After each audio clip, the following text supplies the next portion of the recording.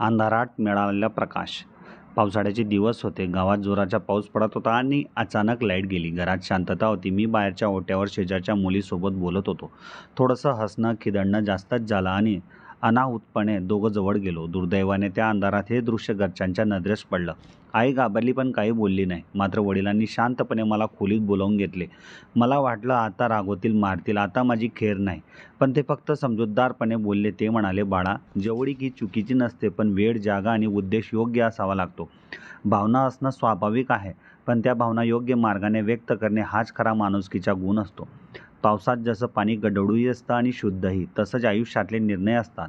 तू कुठल्या प्रवाहात वाहून जातोयस हे तुझ्यावर आहे.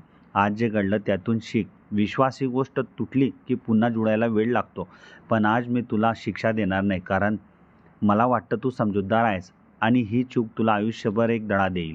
ते शब्द ऐकून मी सुन्न झालो. वडिलांचा तो संयम, विश्वास आणि शिकवण माझ्या मनावर कोरली गेली. त्या दिवसानंतर मी स्वतःच्या भावनांवर नियंत्रण ठेवायला लागलो आणि त्याचे ते उदाहरण.